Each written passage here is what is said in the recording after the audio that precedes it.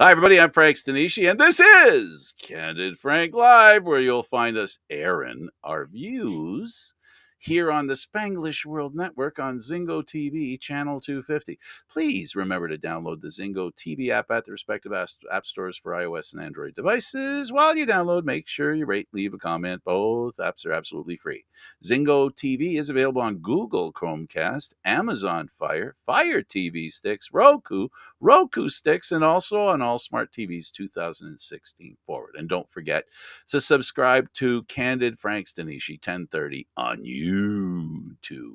Joining me as usual is Aaron William Freeland. And so, Aaron, here we are.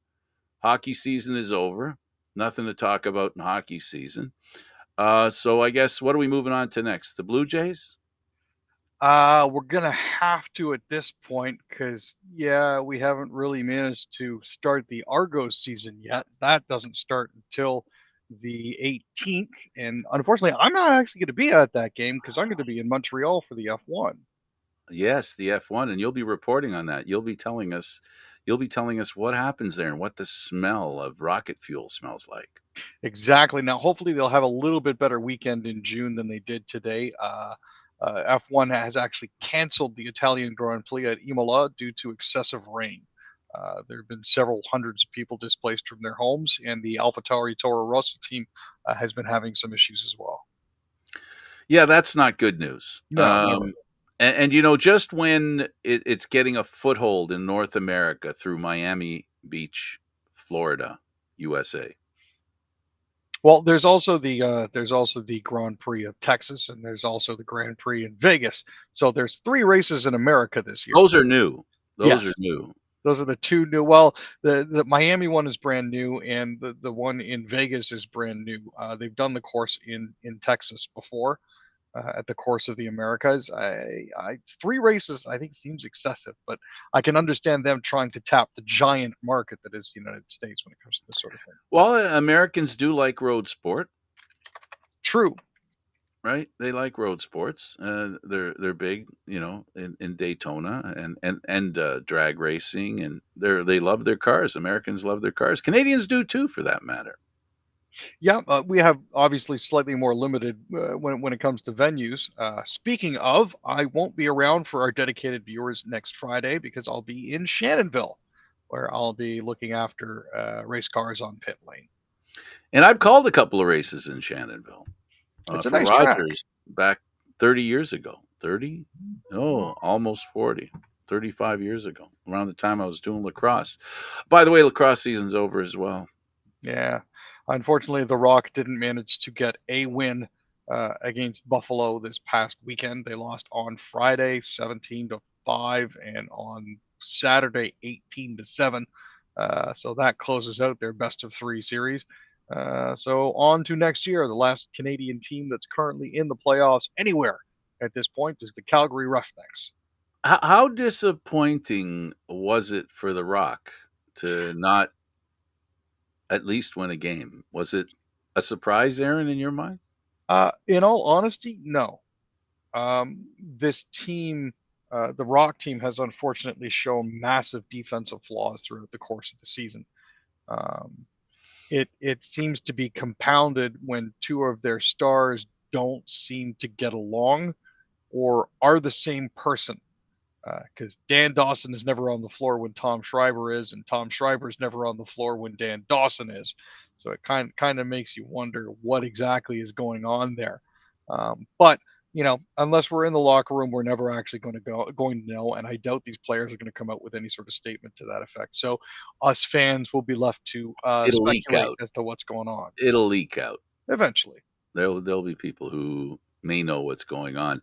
That's a tough part about sports. Chemistry is so important, and emotional wrangling is not a good thing in sports because soon as you become emotional, like we do about certain things, um, well, maybe I shouldn't include you. I'll just talk about myself. Sometimes the concentration level sags a little bit, and that's part of when sports has to rise above some of that stuff. and the players especially the pros. For those of us that cover it and are the fans, I mean, big deal, big whoop. What matters though is that these professionals maintain a professional profile. This is very true, and unfortunately, sometimes when personal issues bleed over, it can be a negative thing. But I see this as a learning experience. Let's be honest. There is a good core to the Toronto Rock in particular that can continue. There's a good core for the Toronto Maple Leafs as well. But as to where that goes, that is currently up for debate. Some of the players on the Maple Leafs do actually have a no movement clause that will be kicking in on July 1st. So, as it currently stands, the team has approximately 6 weeks to try to get a deal done if they do want to move any of those Oh, players. well, I think the problem with the Leafs has less to do about the players, the coach, and management, more about the steep hill they have to climb that has nothing to do with either of those three. And I won't include the fans in that either. Let's go to sports. We'll do the news right after this, but let's go to sports and let's start with the Canadian Football League. And we have the Als sign their first round pick. I am not 100% sure how to pronounce his name, but I think it's Lual Uguak, 6'5", 271 pounds. They picked him in the 2023 draft, first round, defensive lineman. So he completed his collegiate career with the TCU Horned Frogs in 2022, amassing 9 tackles and a recovered fumble, and he helped his team finish the season with a 13-2 record. So good news on that front for them. The Stamps added a DB. Yep, they added American defensive back Chris Steele, who was originally signed to the Pittsburgh Steelers as an undrafted free agent in 2022 and saw action in 3 preseason games before being released. He's also spent some time with Miami and recently attended the Philly camp. Elks signed global defensive lineman. This is actually a really cool one. He's 6'4". He's from Basingstoke. His name is Adam Rain. He spent 4 seasons at Yale, where he recorded 71 tackles and 5 sacks. He also spent some time with the Washington Commanders. The Argos signed a defensive lineman. Yeah, this is a big boy. 6'2", 295 pounds. He spent his past 5 years at Wake Forest. He helped the Demon Deacons to back-to-back bowl wins in 2022 and 2021, as well as a historic season for Wake Forest in 2021 as they won 11 games and won the ACC conference title. Let's move over to soccer. CTE cases in soccer players raise fresh questions. What's up with that, Aaron? Well, there's a growing number of individuals who have since retired from soccer that are coming forward with advanced cases of CTE. In particular, they're looking at a gentleman by the name of Jimmy Fryatt, who played in the late 70s. Still physically fit. He played tennis but couldn't keep score or remember what side of the net he was supposed to be on. There is some postulation to this as to, based on when he played soccer. There might have been concussions that went undetected due to heading the ball. So that's an issue that has to be looked at because the head is a large part of the game of soccer. Let's talk about Adam Silver of the NBA, who was shocked for the second time that Ja Morant produced a video to the public brandishing a gun. Now, this is not the first time that it's happened. The first time that it happened was actually in March of this very same year. Now, while the investigation was ongoing, it was determined that he did actually flash a pistol. And so he was suspended without pay for 8 games. Now, he did say that he had learned his lesson. But in the new video, you can very clearly see him brandishing a firearm in the passenger seat of a car. So it does appear that, no, he hasn't learned his lesson. This is, of course, off-putting because these individuals are seen as role models, and that sort of thing isn't necessarily role model behavior. Well, now that NHL hockey season's over, we can watch Canada play in the World Cup, and they've got a clean slate so far. Yeah, Canada beat Slovakia 2-1 in the shootout yesterday. It went all the way to the eighth round, and Jack Quinn got to be the overtime hero. Unfortunately, Canada's power play was rather moribund. They were rather toothless, so they ended up needing going to overtime for that. They were 0 for 8 on the power play, including two 5-on-3 opportunities and a 5-minute major to Libor Hudacek for boarding, and they still couldn't put anything in. Yep. In the NHL, in the offseason, one of the big stories in the offseason every year is the Coyotes. What are they going to do next that makes them look like they're not an NHL franchise? Well, it looks like they're going to continue to play at Mullet Arena at least for the foreseeable future. Um, It's embarrassing. That's embarrassing. yeah, Nobody, they can't. Oh my! Sorry, I interrupted you. no worries. Propositions 301, 302, and 303 were all defeated 56 to 44, 56 to 44, and 57 to 43 yesterday. Um, this is a huge issue. Um, Xavier Gutierrez spoke about the failed vote. Um, this is the best Arizona. Apparently, this was the best arena deal in the history of Arizona. And the NHL released a statement saying they were disappointed as well. But yeah, move the club, man. Just move the It club. doesn't belong there. You know, Winnipeg hit a speed bump, and the car was taken off the road before it hit the other side of the speed bump. They had some issues. Quebec was building a team that would win the Stanley Cup in the following year that they were removed from Quebec City, a team that raised so much excitement in the National Hockey League.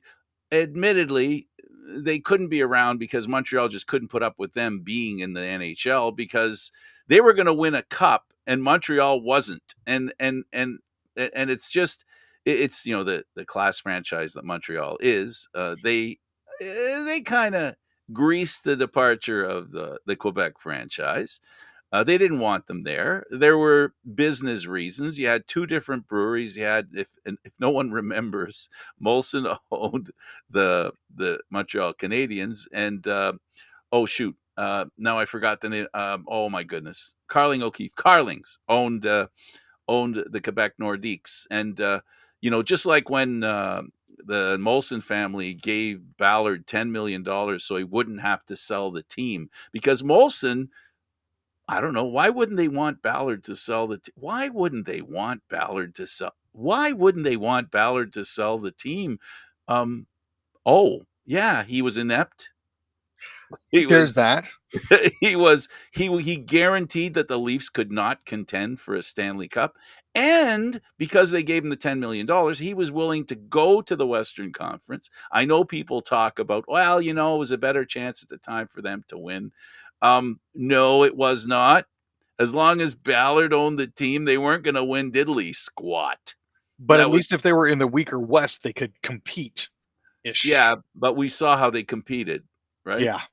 They made it to the conference final, and then we saw the Dave Newell, I missed the high stick, which kind of sounds repetitive. It seems like there's a trend there. And that was something that the Coyotes are, on the other hand, they're given every opportunity. 10 years. The league. Remember, you were talking about the cap. Can you imagine if they had another Seattle or another Vegas instead of the Coyotes? The cap would increase by a lot more. Why? Because they're spending money, not earning money.